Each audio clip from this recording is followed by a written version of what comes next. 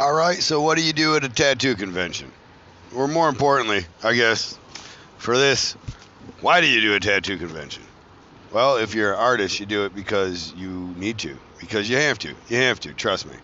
If you always run the risk of being a big fish in a small pond, or even just being a small fish in a small pond. At least go out and see the big fish, and then you can come back and be a big fish in a small pond just by seeing them, you know. But that's why you go out there. You go out there to further yourself, to inspire yourself. When you get bored, as I often do, of tattooing, you go out there and you get inspired by going next to these awesome tattoo artists, seeing what they do, taking some seminars, learning tips, spending some money on the shit that you love. The education shouldn't be free. If it's free, you're going to forget it anyway. So go and spend some money and learn some tips and tricks. Philly's a great one. We're just leaving it. I already talked about that, though, so I'm going to try and not talk about that. Instead, what I want to talk about is what it's like to go back out to a tattoo convention, because I've got 2 days at home this week. Well, if we really drive our asses off tonight, we have 2 days home. And that's kind of the life, too. So, like, it kind of, I guess, depends on how much of a pro you are as to how your week starts. But when you're a pro, the week starts like, Tuesday, Wednesday, kind of slowly gathering your materials. When you're sub pro, which is what I am, you start moments before you pack gathering your materials. The things that you've used up the last time you went out, and making sure that you don't need to buy everything brand new when you get there, and just to end up coming back with another fucking... Did we leave those Maticide wipes actually behind? No, we got them? All right. And then there's this... It's funny. We'll talk about Maticide wipes in a minute and why I'm talking about them now, but damn it, Kyle. Stay focused. Just keep plowing ahead. We're on Tuesday, maybe Thursday, possibly Wednesday. Oftentimes Wednesday, because again, when you're a sub-pro like myself, you give 2 days of travel, because that 1 day driving like we're doing today is stupid. What we're doing stupid. We know that, right? Okay, yeah. So what we're doing right now, this kind of thing, is dumb. Why are you going to tax your body like that? It costs $140 for a good massage. You know what I mean? How much money are you saving? Get a hotel, and because a good massage, $140 is $280 when you both got to get one. So when you get a $100 hotel, you're really saving money. Okay? You got to think about it with the long term, of all the costs that go involved.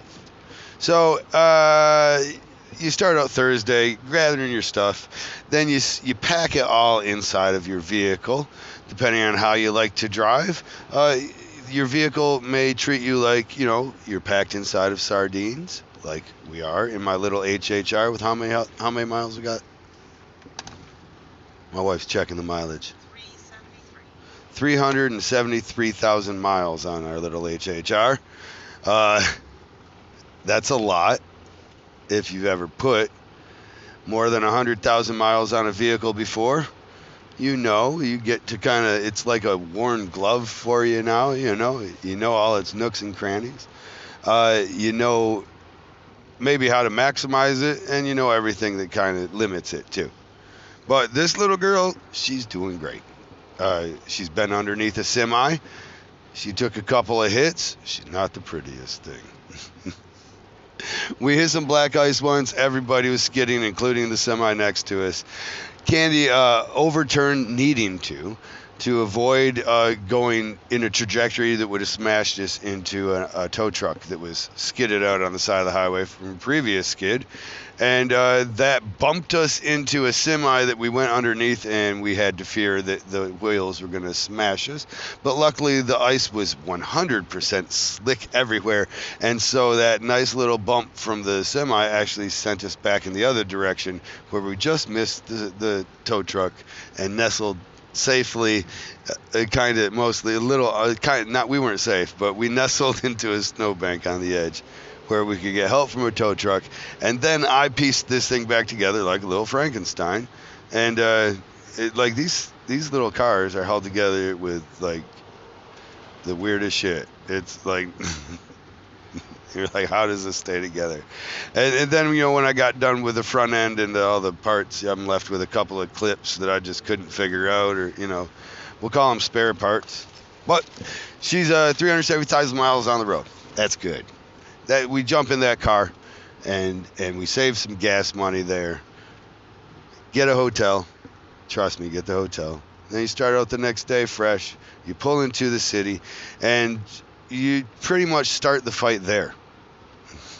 That's where the fight starts, and it doesn't matter if you're married to the person that you're with or you're just friends. The fight pretty much starts as soon as you're getting near the hotel, just to find it. And it kind of finishes only after you finally got into the bed. Like, even then, it sometimes can carry over. That is actually an important time to have the fight. Preferably not in the lobby. Fights in the lobby, they really boil up there. Boy, the concierge gets to see a lot. But it's just not the best place. Your friends are coming in past you. It's nothing like yelling at your old lady or getting yelled at, and all your friends are like, oh, hey, Kyle, and you got to take a moment to give that now fake smile, like, oh, hey, what's up, buddy? Good to see you. I don't have the time because we're fucking fighting. And the whole reason you're fighting is just because the stress of checking in. It's never the right way. You've already been lost, you know. How many times we've been out on the wrong business loop or some bullshit that you just get lost, and you put yourself 5 minutes down, and it's that last 5 minutes because you were holding the pee for all this time anyways, because you passed the last rest stop because you're like, you know what, I don't really need to go. We should be there in an hour and a half anyways. And now that hour and a half is ticking down to 2 hours, and simply because the tick down is happening. And then you find yourself in one of them cities too, where you're in the lobby of the hotel, but they're like, oh no, too many bums, we don't allow bathrooms, you gotta wait till you get upstairs. You know, hold it. That's our motto. Hold it. And then you go through the check-in bullshit. You figure out if they got your reservations right or wrong. Generally wrong. So you go up to your hotel room with all your gear. It's a lot. You're pissing off the dude, the valet, because he wants to handle all your shit, but he's got no idea how, because all your shit is unique. And it has thousands and thousands of dollars worth of equipment that you need through the weekend, but it's also been taped together from TSA handlers throwing it around. So it needs a certain care. You need to kind of pack your own dolly. But the guy realizes when you're packing your own dolly, you're kind of pissed at him for just standing over there and huffing at you. But when you allow him to pack your dolly, for sure, he's going to drop your computer. It's just going to happen. So there's all this going on. He's waiting for his tip. You're like, fuck you, bro. You should just give me the dolly in the first place. You pack it down until the tires are pretty much flat. You force it down through all the hallways, and you get to your room, which is either right next to the loud-ass elevator where you listen to partygoers getting off all night, or it's a maze of labyrinth that takes an extra 15 minutes of navigating, especially with your now overloaded dolly. You get to your room. You unpack everything, and now your room that was spacious, and they take pictures of them online to show you how great they are with a wide-angle lens, is now crowded, and you begin whatever.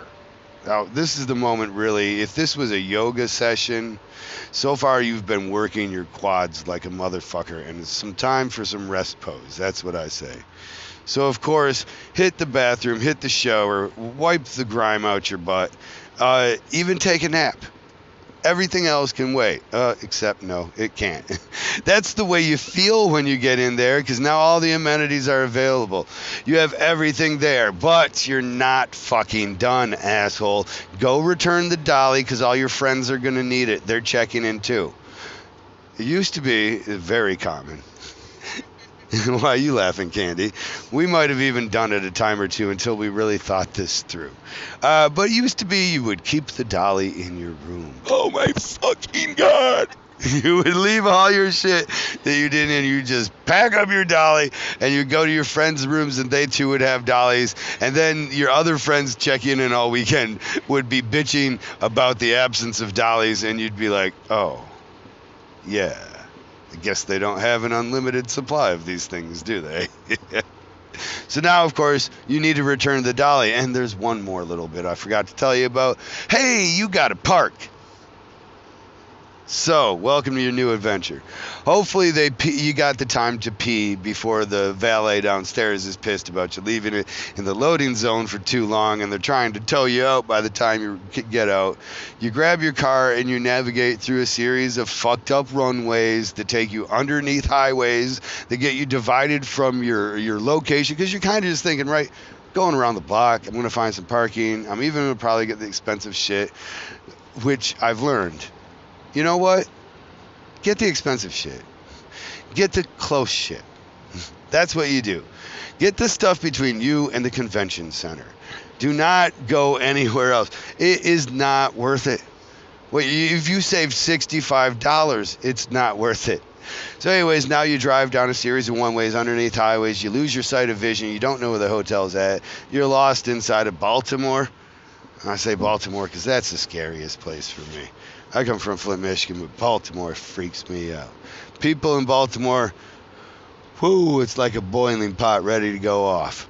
Cops are going to kill you, the criminal's going to kill you, and probably just everybody in between is ready to defend themselves in a fashion that they think you might be one of the ones ready to kill them, so you might accidentally die just from a stray or a jittery finger. It's a weird spot. But, so now you're lost in Baltimore. Finally, you find your parking. You figure out how to make it back. Your phone doesn't get a signal, but a couple of nice bums and a police officer and then a person who pickpockets you finally tells you the proper way to get back to your hotel, where you get back up and you see your wife, and now you apologize for everything. Because she's got a joint rolled. You get a little THC in you. You get to lay down, you get to take a shower, and then you get to load up your booth. I kind of skipped over that part because there's two ways that can go. And here's the worst way of it. You actually didn't check into the hotel yet. No, you went straight to the convention center. And then you traveled around the convention center to find whatever creative structural engineering architecture figured out some way to get the trucks to the loading dock of this place. In Philadelphia, now we know. But it seemed like I at least, and it took me even longer. My wife, because she navigates it more. She doesn't let me drive. But she finally figured it out before me. But still, it's like you got to go under the highway. You're far away from the convention center. And then you go up this long ramp, take a turn, and you deal with Union. You just want to unload your stuff, do a real quick unpack of your gear, get your signs on. That's all you really want to do. You don't really want to set up your table. You can do that tomorrow. You know, you really just want to get your signs on because they're a hassle to just put up straight first thing in the morning. And if anybody gets there earlier than you, if you happen to get into a party tonight, then you want to be able to have the people know what booth to stay and wait at, you know. So you want to picture your ugly mug up there because you know they're looking for that guy with a skunk streak through his fucking hair.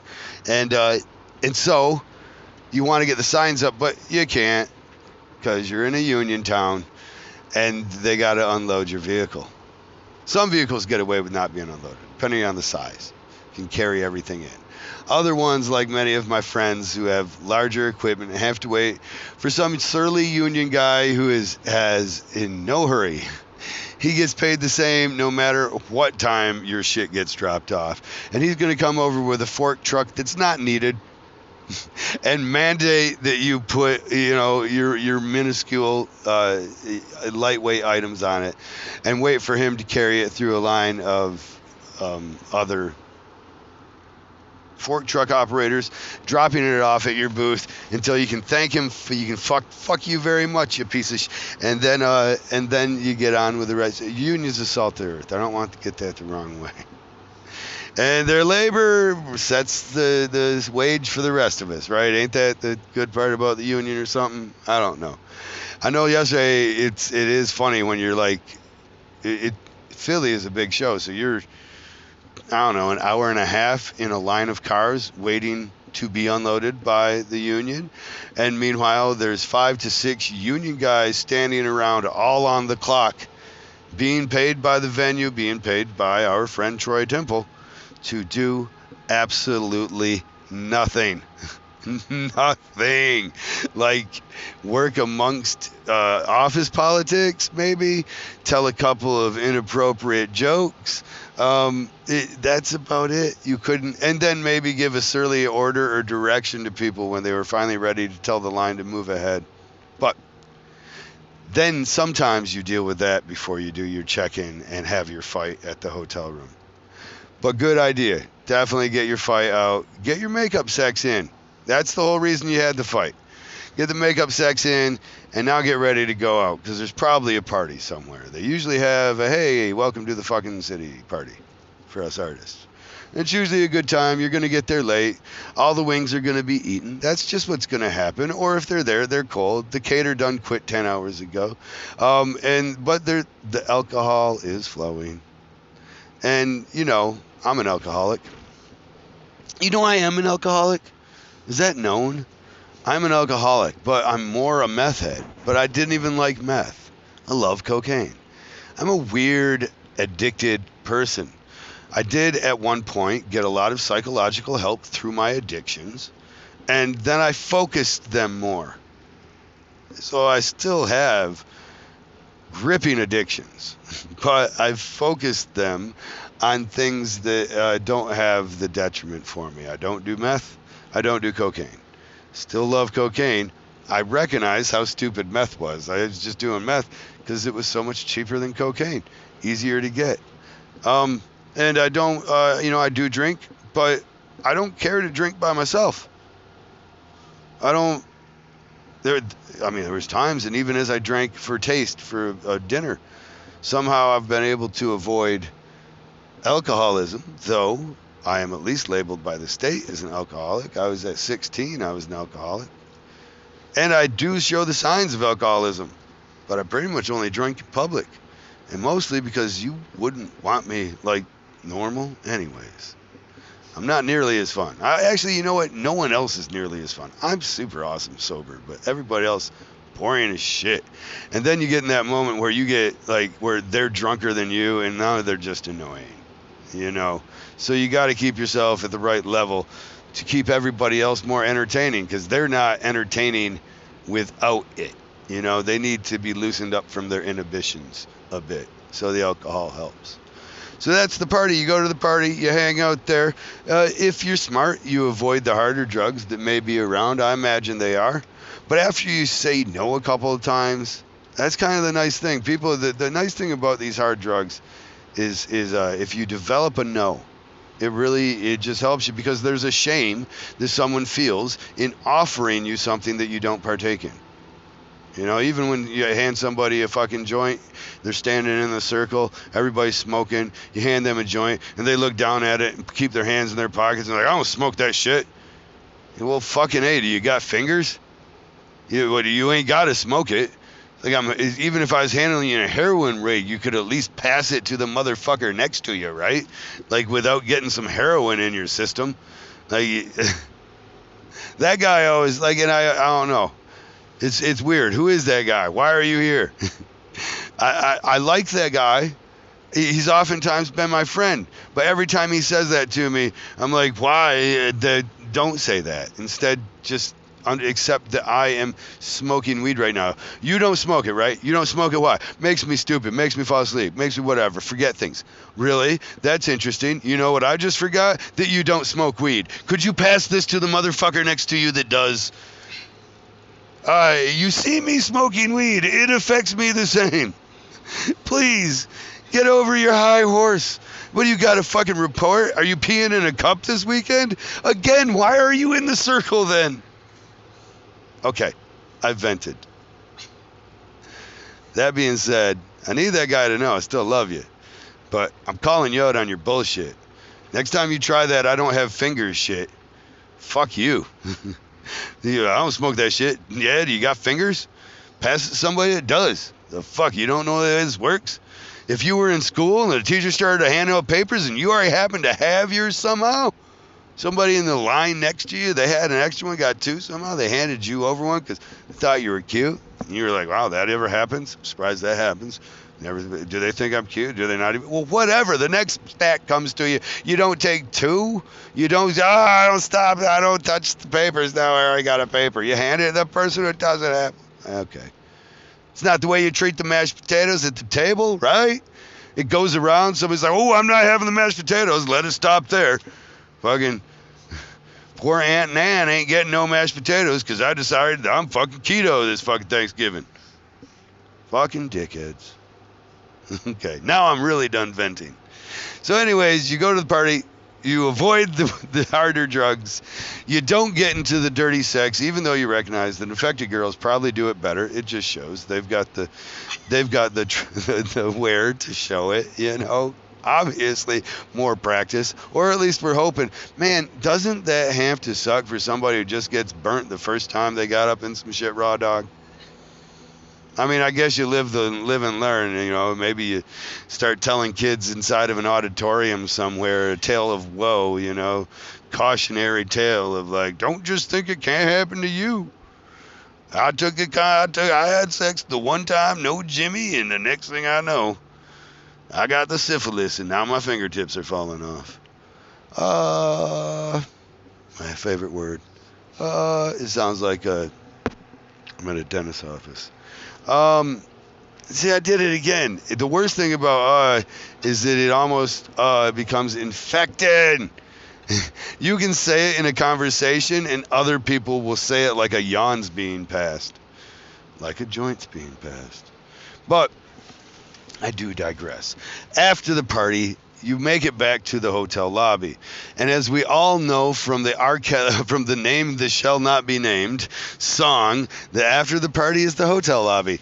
And man, that's a good jam. Ain't that fucked up? Can we ever like that again? How much time has to pass before, like, after the party is hotel lobby? So you go to the hotel lobby, and you hang out with your friends. You're generally buzzed. Somebody's going to do something stupid. Somebody's going to record it on their phone. And eventually, you say, hey, you know what? We all have to work tomorrow. Like, early. And at that point, you look around and you realize there's only 2 to 3 of you there anyways. Or maybe it's just you and your wife in the hotel lobby, still partying, trying to hold the vigil. Like, you know, we got to work early. So you go upstairs and you do what you can to sleep, but you fucking can't. You can't sleep. Not only is the alcohol and caffeine, all the drugs you've consumed, making it harder to enter that restful stage, but tomorrow, this awesome day starts. Full of all your best friends and full of the opportunity to make money and to further your career and make great networks and connections.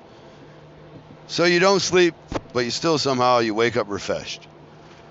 You probably bone a lot. I don't know what you do. You probably do, though. If you wake up refreshed, at least. It's probably because you bone a lot. I don't know why. I think that always replaces sleeping.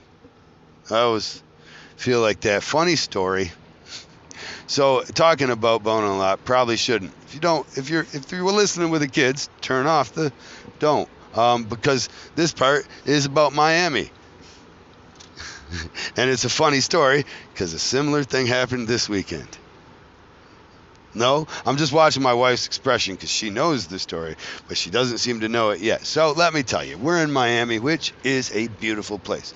It's full of the most beautiful scenery you've ever seen. The calmest ocean. You can open your eyes under the water and see shit. I swear to God. Pull the starfish out of the sand. I could see it. Didn't know it was a starfish. Just wanted to pull up a rock. That did freak me out. But I could still see it enough that it was something I could prove that my eyes were open underwater to show everybody. It wasn't stinging too much. Beautiful water, calm water. You can see everything. Beautiful people. The women are gorgeous. Oh my God, the women are drop dead gorgeous. And you start thinking this is some kind of place that you should move to until you see the men and recognize you can't compete.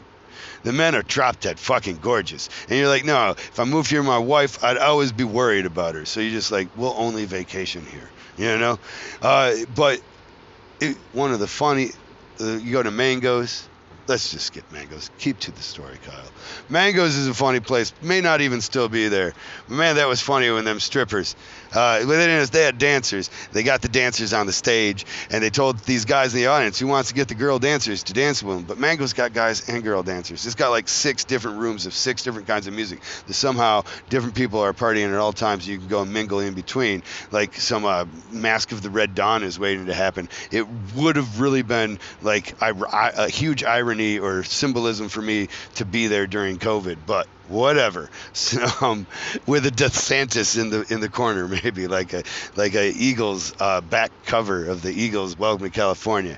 And if you're not hip to all that, then you didn't get raised up in the anti-rock and roll religious culture that I did, and I don't have the time to explain it. But Miami was cool, and they brought these guys on stage, and they explained, we're going to have to hold your head forward, though, because it's not that kind of joint, so you can't be turning your head around and touching these girls, but they're going to dance all up on you. These dancers going to dance all up on you, okay? They're like, yeah, we can't wait because these girls are hot. And so then they say, okay, you ready? And the girls in front of them are holding their faces, and the girl dancers that are behind them, they're dancing around, and then they get the cue, and they get off stage.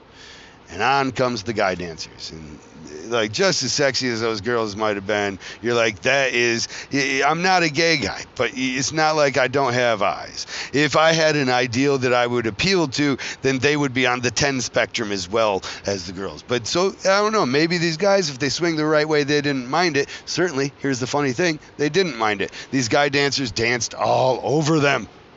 All up, butt crack, right on the back of the head, just shaking it and all just getting on them. And the guys with their heads forward, not knowing it was guys, loved it. Which I don't know. Is that questionable? Like, did they turn? I wonder if they were turning people. Like, after you see that, so they're on a Trinitron as well. Oh, well, that's a lovely Trump sign, and parked in the middle of this man's garage with his antiques and goodies sign. Oh, at any rate, that was. It's what year is it? Isn't it? Okay, so 2022. All right, right on. Okay, man, that guy campaigns a long time.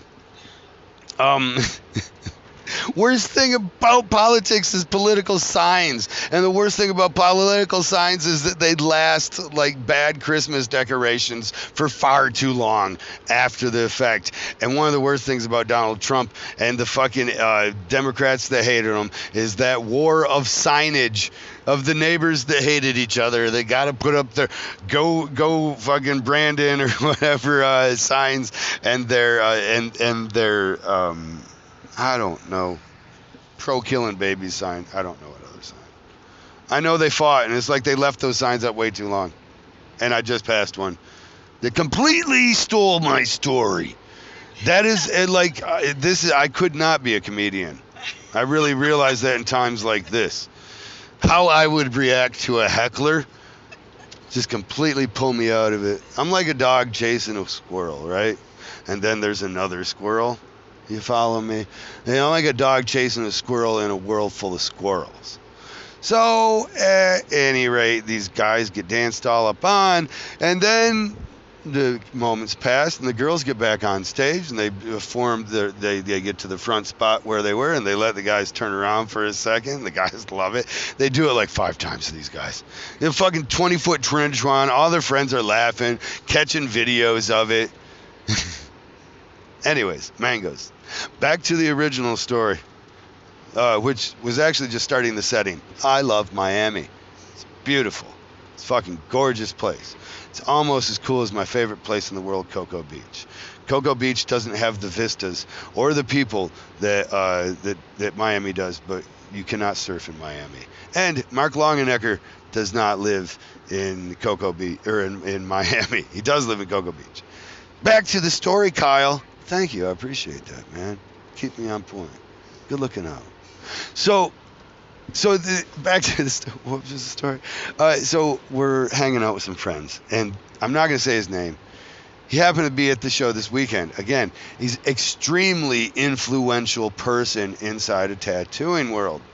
Like, if this guy gives you a nod, it not only means that you have attained a level of artistry that is remarkable, but it also means that your career is about to take off in a way that you might not have ever imagined it. With that, I might be able to say his name, but because I know the man has, because I know he would want to be asked, I'll leave his name out still. At any rate, we're hanging out, and he's a great guy, and we have a good time together. And we're all with a bunch of friends, and he starts talking about this fucking couple next to him that are fucking loud as shit all night long. Do you see where this one's going already? Yes, it's going back to the elevator ride back home, where we share the elevator to the 7th floor. And then we take the same left turn. And all night he's been bitching about this couple going at it, and we've all been making comments. It's become a running joke. And now as we walk down the hallway to our respective rooms, we recognize that one of the two of us was the punchline. One of the two of the three of us was the punchline, or one of us was the punchline, depending on how the story is being told. I'm going to say that he was the punchline now because I'm telling the story. Well, it only got worse here in Philly. We're all hanging out. And now he didn't mention anybody going at it, keeping him up all night. But as we're sharing the elevator ride back to our hotel rooms and we're walking back to our respective hotels, we look at each other and we say, really? Again. And now it has a punchline. And we were quieter when we got down. Life's about getting down, though, so get down, kids. That's what I'm saying. Wear a condom. Get down. Don't wear a condom. If you're not scared of shit, don't wear a condom. Oh, and sometimes literally, depending on what people be eating, and you know how everybody's about that booty hole now. So if you're not scared of shit, don't wear a condom. If you are scared of shit, condoms probably honestly great for that. Make that dirty enough? Then I've probably stayed too long and said too much. Have I said enough, Candy? I don't know. You were talking about conventions. You haven't even got to Friday yet. So. Oh, I was talking about conventions, and I haven't even got to Friday yet. Friday, you wake up, and you go to the convention, you set up your last-minute things. If you're me, you aim to be there at 11 o'clock. Also, if you're me, you don't show up till your booth until about 2:30. You've got a lot of friends to catch up with. And although you saw each other only what, 5 days ago? You live on hugs. I don't know. I live on hugs. I really do. I'm figuring that out this weekend. It's like I think I go to the tattoo convention just for the hugs. And I heard that some kind of science, it was some science that I'm going to believe. Let's say it like that. You know what I mean? So some science that I'm going to believe because it feels right. For me, you got to get 4 hugs a day or you're going to become a homicidal maniac. That's statisticians that I trust came up with those numbers. So 4 hugs a day. So I get, 30 or 50 of them. Sometimes I go in twice. Like I forgot if I hug somebody. I'm like, fuck, I'm going to hug you. I kind of got a general rule because I'm such a hugger. And people are sometimes also such a, oh my God, he's huggy. Like some people, whatever. They got some stress and you might bring it out. Like you're white and a dude. Like that's probably their attacker. That's probably the person that caused them the stress. I'm just saying statistically. I'm not saying that's who we are, okay? I'm just saying that's the majority of motherfuckers. And also it's the majority of people that do that, I guess, really. But it's just a majority. I ain't saying the other people ain't doing it. God bless you. I believe in equality. There's a lot of other races fucking up shit, okay? I'm just saying that you guys, so be careful just being the hugger that like me is. So I have a rule. We generally have to eat together or at least smoke a joint. And the smoke a joint is sometimes it's so commonplace if we didn't have a conversation or a close proximity to each other in the circle, then I still kind of preclude the hug. But once we eat together, you have, in my opinion, you definitely should feel the freedom and ability to tell me, hey, don't hug me, I don't like being touched. without me, overriding and being some kind of fucking huggy guy. But I'm a hugger. That's why I knew I was too stupid to keep from getting the COVID and travel. I had to take the year off because I'm like, you're going to get the COVID. And worse for me is the thought of spreading the COVID if some of the science that I believe has a possibility of being right. When I think of these numbers in a grander scale, I come up with an idea of lessening the load in the carrier's nose is also going to lessen the exposure to everybody. And I'm just going to be done with that because I know I'm a fucking sheep. And no one wants to hear the sheep try and lead you. Didn't I tell him I'll be your shepherd? I'll be your shepherd. I will lay you down into the still water where you will drown. I will choke you in the shallow water before you get too deep. Did they do a Edie Brickell song, Heavy Metal? Shouldn't they do a heavy metal Edie Brickell song? Choke me in the shallow water before I get too deep. No. I think most people thought it was shove me in the shallow water anyways, and most people also don't know about Edie Brickell or that she married Paul Simon. And I think that was the end of her career. I imagine that he probably, like most white men, killed his wife and then buried her in the base. I'm kidding. I don't hate white men. Most of my friends are white men, okay? Like, quit it. I'm not racist. Okay, moving along. You're on Friday. You do a couple of tattoos. You fight with the people. You've been doing this a long time, though, so you learned a couple of things. Number one, you learned, hey, I'm not your guy. Hey, let me tell you, if you're new in the industry and you're at a convention, it's Friday, the first day you get to tattoo. Don't worry about being everybody's guy. Trust me, it doesn't pay off. Chasing down everybody's tattoo, a girl this weekend I talked with, Stitch. I want to give her a shout out. Stitch, awesome girl. She's working across from me at Boneface's place. She's a black girl, she's a girl. Both of those things do not necessarily always translate to an easy time in tattoos. It is honestly getting much, much easier. And because of the hardship that existed before, somebody might try to argue that it's easier. Okay, I'll usually be that guy. Not necessarily about the black skin, but it's getting to be where if you got a good set of titties, you're going far. Just saying. You got a pretty small, good set of titties, and you ain't scared of exploiting them. And I'm telling you, do exploit them. I still got the skunk picture of my face behind me at the show. Don't think that's changing. I'm riding this fucking wagon till the wheels fall off, and then I'm going to duct tape them things back on, and then I'm going to turn it into a fucking sled and look for snow. Okay? Like, do it. Whatever it takes to make you successful enough to continue yourself inside of this industry. If you got to have a fans only page, one of those, whatever it is. If you got to have, you can see how much I'm into. Pornhub was where I needed to progress with it. Not trying to simp for a bunch of people, ain't that what it is? Not trying to be some simp. It is weird. I don't know. I grew up with that voyeuristic, like I'd rather not think they're watching back. The whole idea of commenting to some girl who's got a vibrating butt plug in her butthole, like the time that it takes to type. Who types with one hand? Do you lose your erection in the typing? Is there a fear that eventually, like, part of the keyboard and the contact of that actually becomes part of the erotic stimulation, and now you can't get off without fucking putting an LOL on or something, or some kind of eggplant emoji button? Like, it's a concern of mine. I'm just saying. Moving along. What were we talking about? Friday.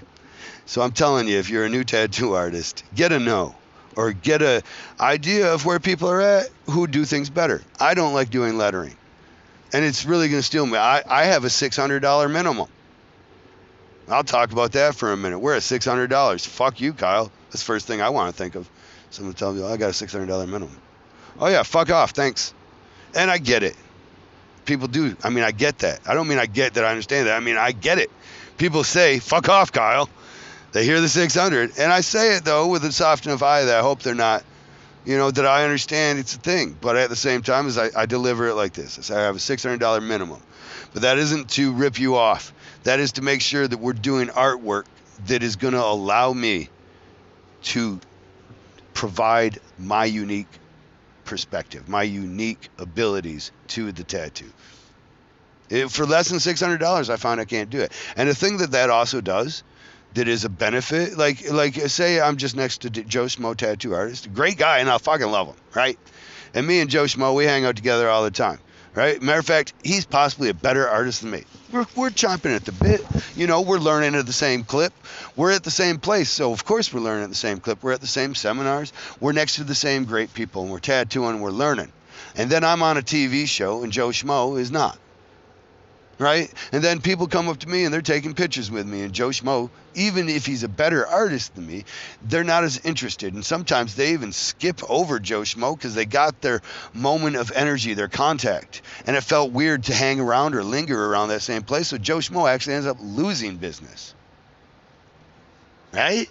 And me, I'm stuck doing fucking names that I goddamn hate. I'm doing mandalas that somebody else loves, and by their love of, is going to do a better job of. So if you're new at this convention, learn your area a bit. You learn some of the people, meet your neighbors, find out what they like and what they specialize in. And if you get the chance to give them a tattoo that you don't specialize in, then do it. You trust me, you'll benefit from it. They'll give you information and things that you'll use much longer than whatever the amount of money you would get for doing that tattoo that you didn't do. Or if you're in that and that's your style as well, then by all means, fucking drop it down like you was fucking putting a competition. And put a gauntlet down on them motherfuckers. Be like, well, this is the first motherfucker getting this tattoo this weekend, this style, and I'm showing you where I'm at.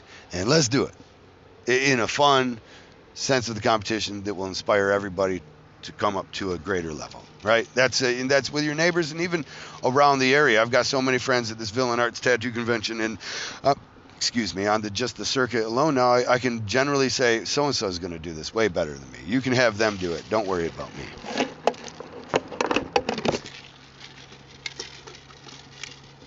Oh, I'm sorry.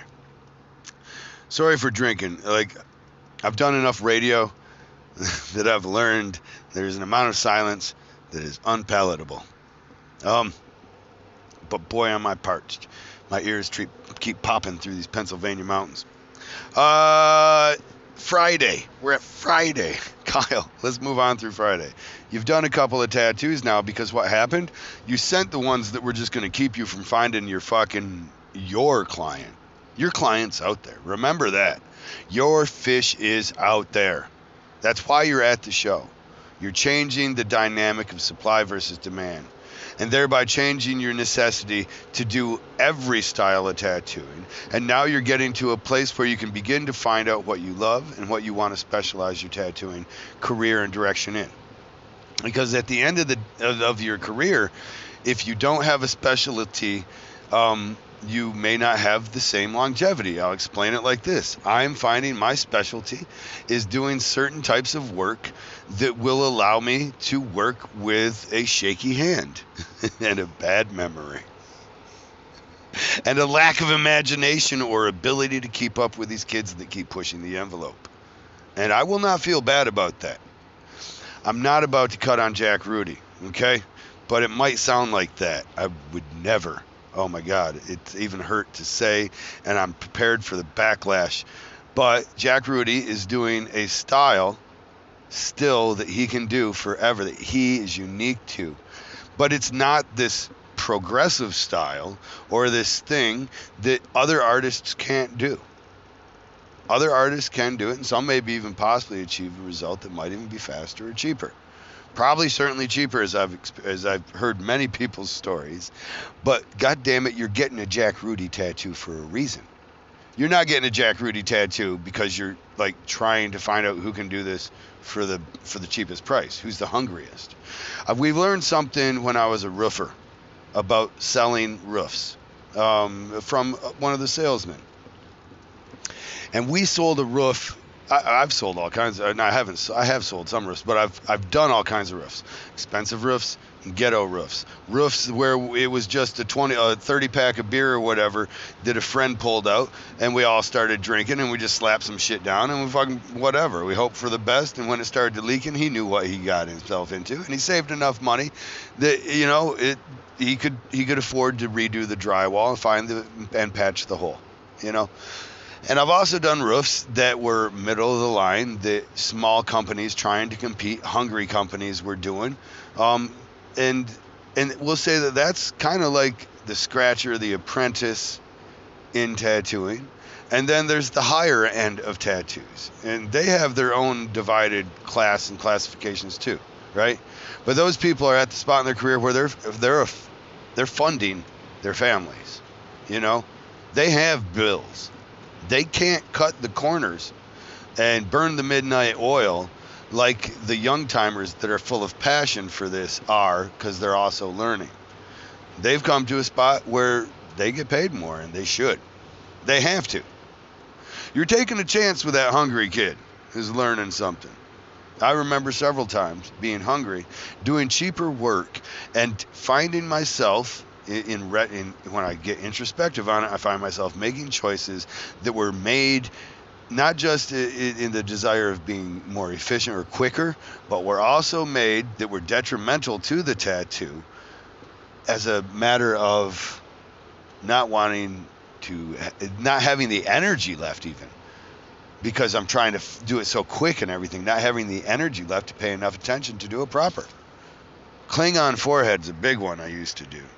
And a lot of times I'd be forced because I would try to do a portrait for cheaper than I should have.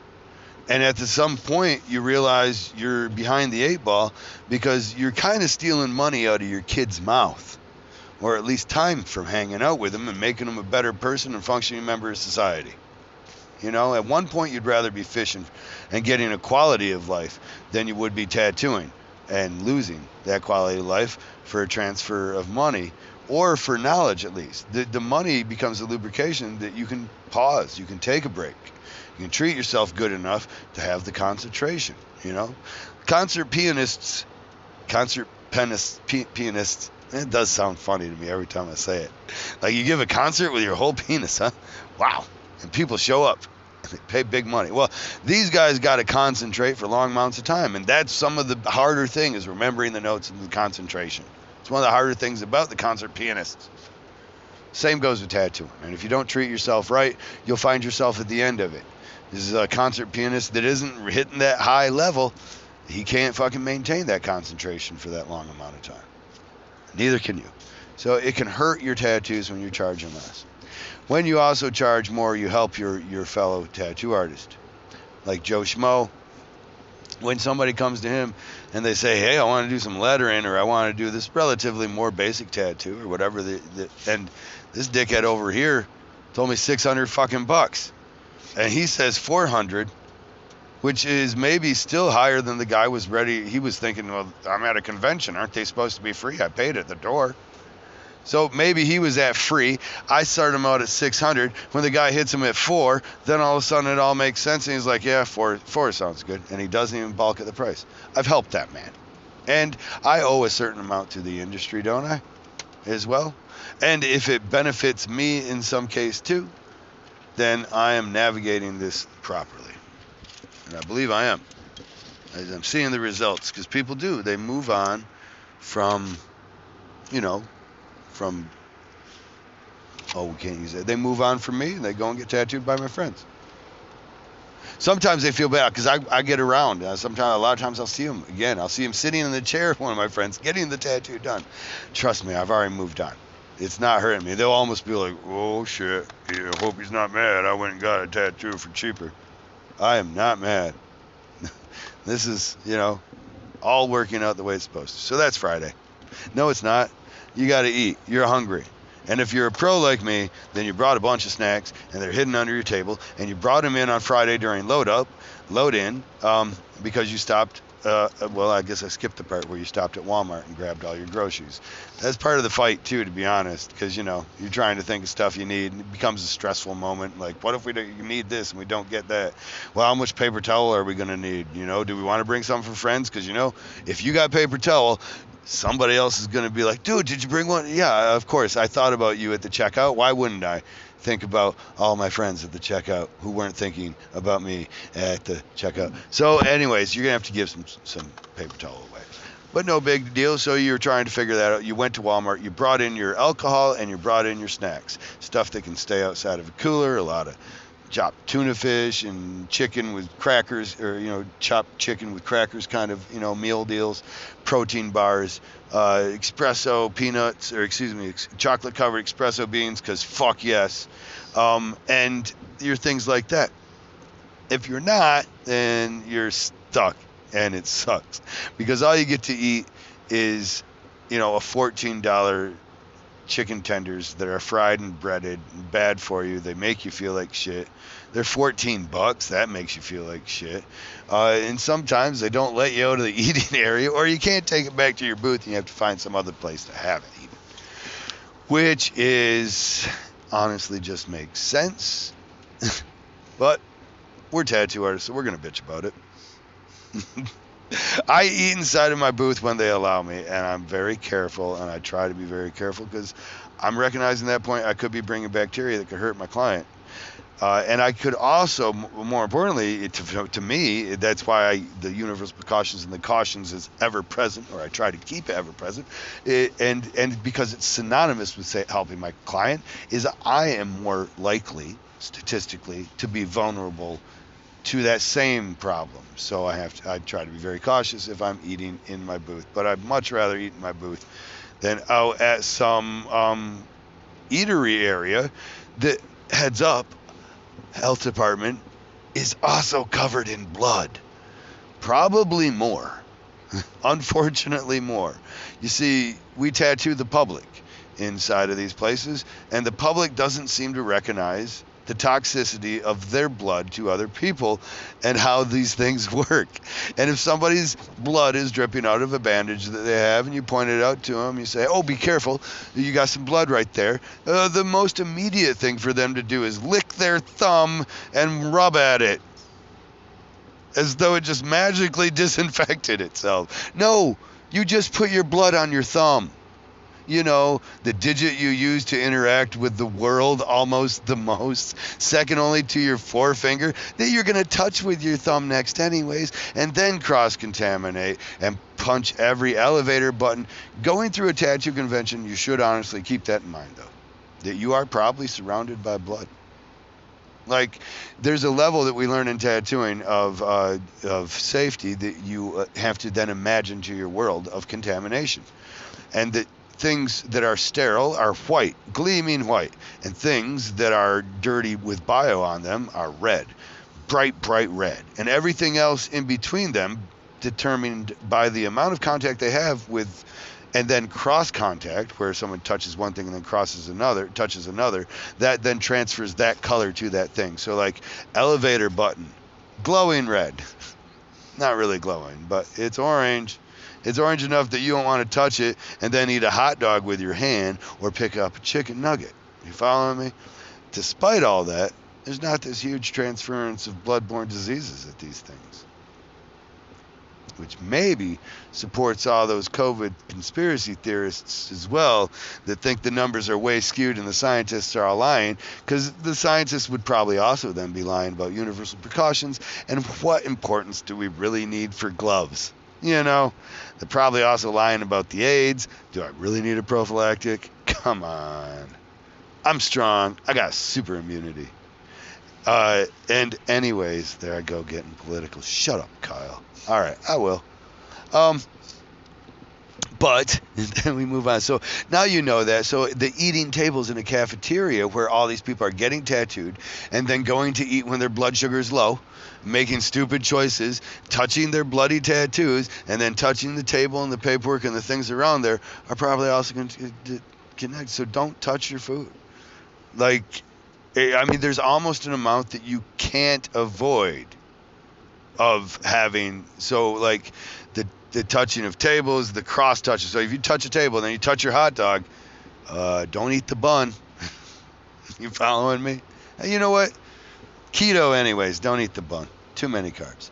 All right, moving along, because we're only on Friday. You're eating crappy food and you're starting to feel it, and you probably need to go back and take a big old dump, because who wants to dump inside of the convention center?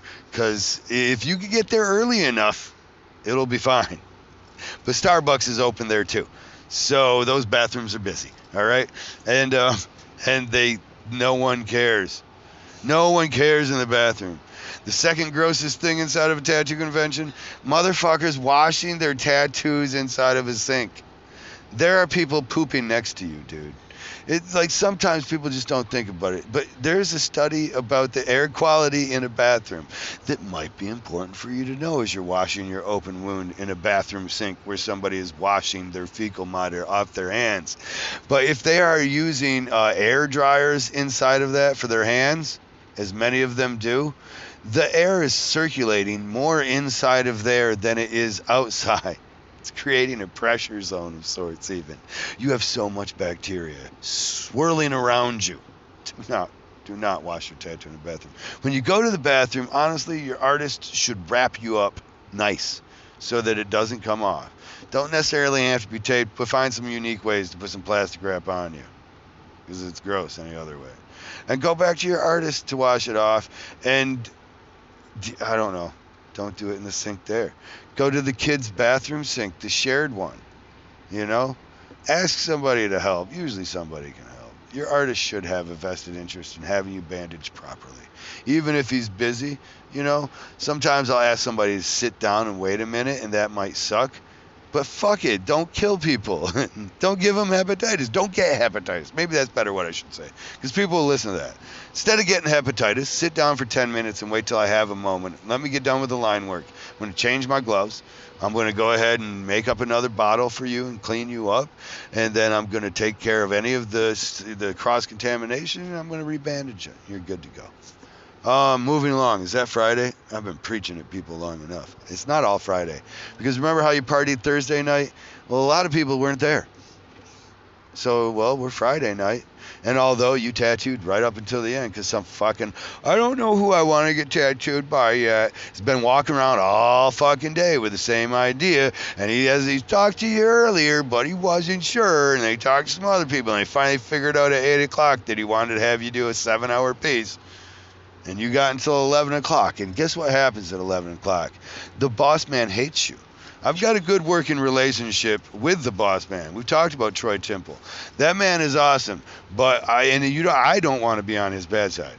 Like, I want to always think he's awesome. Now, you hurt my feelings. He's hurt my feelings before. I don't even know if I've ever talked about it. There was a time, I mean, I'm known now, but I was not known. I don't know that he knew me, and certainly there was no reason to. And I wasn't like some awesome artist. Nobody knows who you're going to be, you know?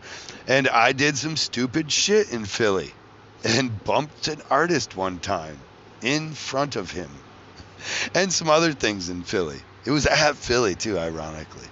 But at any rate, at 11 o'clock, Union starts get anticipating. They're excited. The union guys that have been sitting around all fucking day wasting money for no reason. Again, I love the union. I don't want to say that wrong. It's just, motherfuckers. Some union jobs you're working your fucking ass off. I get it. And some, you're given a God-given an opportunity. And you know what? Because God's blessed you with that, you'd be wrong to turn it down. But still, don't expect me not to bitch about it. So those union guys have been working all day. They get paid extra in just an hour. They immediately get bonus time, and they get an absolute at least hour to 4 hours of that bonus time when it goes over a time. It's like contractually obligated at that point. So, of course, that's going to cost tens of thousands of dollars for the owner of the show. So this person who's decided to wait until 8 o'clock to get tattooed is really fucking up a lot of shit. More than once, I have taken my stuff out of the, it's usually only if we're at a hotel will I do it. But I'll take it up to a hotel room and I'll tattoo some people up there. It's not the cleanest. It's not the best. Probably shouldn't happen. It happens. And it happens because I don't want to be in the situation where I'm not asked to come back to this convention because Troy ended up spending $20,000 extra for some security detail of one goober walking around picking his nose, because it went 2 minutes over the allotted amount of time. So that's Friday. But now you cut out and start seeing your friends. You haven't eaten all day because the only thing available to you was whatever snacks you had and chicken fingers. And so you're all excited to try and find some place that serves you food. And even though you're in a city that's hustling and bustling, that isn't easy at 11 o'clock at night, 12 o'clock at night by the time you even get seated. And then 2 o'clock before you get your first drink. And then usually 3 o'clock before you ever get any food. And it's not enough, and it wasn't ordered right, and it's cold. But you eat it, and you catch up with your friends, and you have a fucking blast. And it's more about the laughs than any of that anyways. You stagger back to, once again, the lobby, and you watch people stumble in, many of them from more fun nights than you. And you hear the stories of all kinds of craziness that has happened, like making funnels with dollar bills, putting them in strippers' buttholes, and then pouring Pop Rocks into it. I'm assured that's an actual event. I don't believe it, but I'm assured it is. I'm very skeptical. I'm kind of like, because the logistics of it, the funnel of the dollar bill is not a strong funnel. It's not going to open up. You need like a push rod or something. And I'm not saying all these things didn't occur. I'm just saying, no, you know. And I don't know how naked they even get it at fucking, like, at the point you start inserting things, pretty sure it becomes sex show. And it's not just like, oh, I missed, you know. The dollar bill happened to be funneled up, and then the Pop Rocks slipped out of my hands, flew through the air. And why? Why? Except to have the story. But anyways, I'm assured it's a true thing. You hear stories like that, and your night's complete. You go to sleep now completely exhausted. Except you're all excited because today was a good day, not to do super cool tattoos, but to do tattoos. But it was a better day for setting an appointment for something awesome that you're doing tomorrow. Instead of partying, you were supposed to be drawing, and all night you've been explaining to people, I should be back home drawing, but I don't mind. I can really kind of just get a sketch of it and then freehand it in the morning. And that's what you do, except you don't get a sketch of it. Instead, you set your client down in the morning and you do an awesome tattoo from just straight up drawing. And that's fun. So you have an awesome Saturday. Saturday's the coolest day. You maybe, after you get that guy out the way, hopefully you did a big tattoo. You made $1,000 to $1,500, maybe as much as $2,000 for some of these guys. And then you're ready to look for someone else to put in the chair. And you find that special person. And the way you find them is just like you do in poker. If you're jumping on everything above a jack, or everything that you pair up, you're losing. Sometimes you're losing to tens and twos. You know, it's just the fucking way the river takes you home. So you don't. You say no, just like I've taught you earlier, to all the people that ain't you, and that special person runs by, and he's actually kind of cool, but he's been fucking the whole day off. And he's like, man, I want to get this one certain tattoo, but it's like, I've been convinced now by enough artists, it's a stupid idea. And then I just decided, well, fuck it. Man, I want to get tattooed by Kyle anyways, so just whatever you want to do. And we put some awesome killer clown on you with black and gray, and some color that pulls everything back behind it and allows me to play with a kind of trompe de foil. So now people feel as though they're looking into your arm and seeing some deep, dark demon that, in my opinion, becomes your guardian. That's what we'll say. And it keeps the stupid people from talking to you. And that was Saturday. But you happened to party at a different place Friday with the different people. And Thursday, some of them napped. And so they're going out Saturday. And you really want to party with them. So the day is over and the contests have all finished. But you still figure you should probably go, to another party just for a moment. And so somebody talks you into going to a strip joint, even though you fucking hate strip joints, but because Saturday was kind of like your day, Friday was kind of like your day to have fun, and you did that cool tattoo today, y'all feel so energized that you're like, you know what, yeah, let's go watch some titties. and you go and watch some single mothers make food money, and you try to talk over the music, but now you're waking up Sunday, and guess what? You didn't fucking sleep at all because you're in one of those cities where the strip bars are also after hours, and after hours they're neuter, and somehow somebody has more alcohol. So you stagger into at 11 o'clock with no sleep, ready for Sunday, and you didn't have as much time to book anything, so you're just taking walk-ins. And really what happens is you realize you're fucked up, so you go and see my friend Stretch, and you get an hour-long massage. And then as you see Stretch, you're walking back and you see some Fenders that you love, and they've got a new supply of different things, and you think, oh man, my family would love that. And even though I have no place to take it home, you go ahead and you buy it. And that's what actually starts the big problem, because as you see your other friends there, then they've brought what's called prints. It's just artwork that they've done, and they've made big enough to put like a poster on their wall from their rock and roll youth. They've made an artwork design that people can do that same thing with. And that's the problem. That's the real problem, because it's Sunday, and, well, eventually it's going to be Monday. That's the Monday problem, actually. Maybe I should just talk about Monday chronologically, because it's Sunday.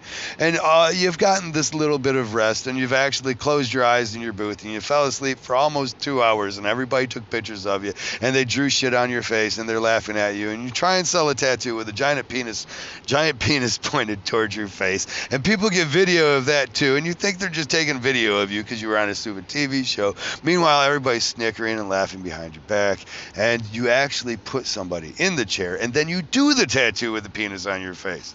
All this time not noticing, until you go and wash your hands, for your setup, and you come back to start your tattoo, and you're like, so this whole time, you're like, I thought it was like what you did. You thought I woke up this morning and drew a penis on my face? Well, everybody was telling me not to. You know you're about to get poked by a fucking needle by me, and you let me do a consult with a penis drawn on my face while my friends peer pressured you into thinking that was a better idea? Know whose side you should be on, okay?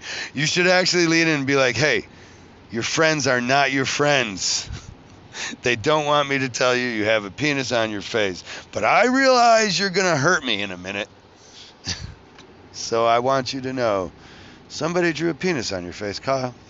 Anyways, you wash your face, you do these tattoos. It's not you set a goal for every day that you're there of an amount that you hope to make. You usually achieve under that. Sometimes you achieve over that. But that you have to have that, or you don't. Sunday, you just never make that. So it's just kind of like your fun fuck off day. Because at one point, it's kind of like, is it kind of like, yeah, okay. It's kind of like when you're selling cocaine. And you start selling cocaine, like, as long as I don't pay for it, I can do as much as I want, right? And then eventually you realize you're selling it just to break even. And then eventually you're selling it, and you're like, you know what, if I don't lose over $100, because I'm doing over $100 worth, and it's a slippery slope, that's what I'm saying. And that's like Sunday tattoos are. Because eventually you end up just doing something you love, and you don't nearly make enough money for how much you loved it. And that person, too, doesn't have enough money to tip you, because they were just cool enough to let you do it, because it's a crazy-ass fucking tattoo no one else should get. But guess what? Just like has happened already, next year, they're going to sit down, and they're going to save up some money for you, and they're going to pay you right. At any rate, that was Sunday, and you gotten some sleep, so now let's go to Fogo de Chao. You made some decent money, so now I hit up a Ruth Chris. Holy shit, let me spend more than I spent on my first car for a steak. I'm shitting you not. We treat ourselves pretty luxuriously on Sunday. And you kind of just, Sunday's just the, fuck it, we're only here for a time kind of day, And it's like what resets you and makes you like remember, yeah, I can do that, because all the other days with the fighting, the stress, and everything you put yourself through is hard. But Sunday, man, we tear up a fancy restaurant. I mean, we tear it up, some of us do, but moreover, we have a great time, and these guys are not used to you. They have to mind their P's and Q's every day until all these tattooed face motherfuckers come through with daggers through their eyeballs, and they get down and they fucking eat some $500 meal. It's delicious. We still eat at Waffle House on the way home. It ain't like it's a life-changing thing. But we do it. That's Sunday. And then Monday. I told you I'd tell you about Monday. Some people check out Sunday night. I'm a pro. Again, I've realized it's better to spend money and just charge a little bit more for your tattoos because it goes into your ROI, your return on investment. My investment's bigger, my expected return on investment has to be bigger, so I set my price inside of there. I have to get it because otherwise I cannot tattoo as hard and hit the road as hard as I do. If I'm not in a hotel Monday morning, it's just so difficult. You got parking you got to pay for. You got all that kind of stuff, and now Sunday happens, and you have to store all your shit with the hotel guy Sunday morning. You do your checkout before you go and you do your tattoos, and that's before you can. Now you miss your massage appointment. Just everything goes bad then. You need that. So now there's Monday morning though, and you're getting ready to check out, and you did I already tell you you're driving in an HHR with 377 miles on it? Well, it's not got the most storage. As a matter of fact, the whole time I've been doing this podcast, I have a heavy backpack sitting on my lap. I think I'm an idiot. I actually have room for it in the back seat, but whatever.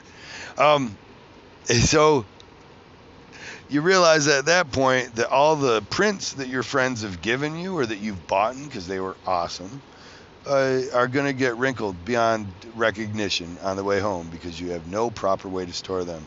Or you're going to accidentally put some food on top of them that's going to have some soy sauce inside of it and leak out, and you're welcome to your new messy life. It almost looked cool, though. It's like a weird tie-dyed effect. It aged the paper almost, so I still hung it. But that's your Monday, trying to get... You packed tight and light to get here, but you're still tight. And now you packed heavier to leave because you got all this shit you're returning with. You get back home and you start dropping it off only to put it in some corner of your house because you're not going to pay $250 to frame the fucking print that cost you $10. So it's in a stack of papers waiting to enrich your old age. I feel like my retirement home, I'm just going to line the hallways with all my prints from my friends. And I'm finally going to enjoy them. I have reprints from some of my friends that I didn't even realize I had until I started storing them and going through them and trying to sort through them. I'm like, I have like 8 of the same one. And so by that, one time we did do it actually. We just started putting it up in our RV. We just started taping them right to the fucking walls like it was like a 13-year-old with a room, and their parents said, "Okay, I don't care." We started taping up to the walls, and then they would crinkle all down the highway when on a hot day. You had to open up the windows because fuck it, we're not here for we're here for the long time, but we're also here to enjoy it. This hustle shit, fuck that. Hustle's enough hard. Like, there's a greed to working too hard. Why do you need so much? Slow down. Fucking enjoy the roses. But I've stayed too long, and I've again said too much. I've gotten through a full week, haven't I? Have I missed anything about the tattoo travel lifestyle? Well, I kind of have, because sometimes also there's Tuesday. Sometimes there's Wednesday and Friday too, and sometimes there's the guest spot in between, which are probably whole other topics, but if you go there, you can guest spot at a shop. But certainly there's the Monday, like Georgia, where you're like, I'm not missing that fucking aquarium. Georgia's got the most awesome aquarium. It is so awesome, you forget about the inhumanity of taking sea life and putting it in a cage. It's fucking that awesome. Hate me on Twitter all you want. That's how awesome Georgia is. Other zoos do not reach that level. Other zoos you'll walk through, or aquariums you walk through, and you're like, this is just mean, But there's so much room. Like, that's an awesome place. And then there's the drive home, which is like this, bored out of your mind. If you listen, there's a raspiness to my voice from yelling over people that didn't have as interesting topics to talk about as I did all weekend, or that did and I just didn't care enough to listen to. And then there's the recovery. which is that's why it takes so long to put the supplies back together, because that's what we're in now. We're in the recovery period. If this were yoga, we just got done blasting through the lunges and all that shit, and now we're in child's pose, or now we're in resting pose. Is that mountain pose? Resting mountain pose. We're in the recovery period, where I make Candy suffer to my long-winded thoughts going through my head, but I remind her that a long, long time ago, she told me with a straight face and a sincere, honest voice that it was my job to entertain her. And so, this is what you get. My attempt. But I've stayed too long. I've said too much.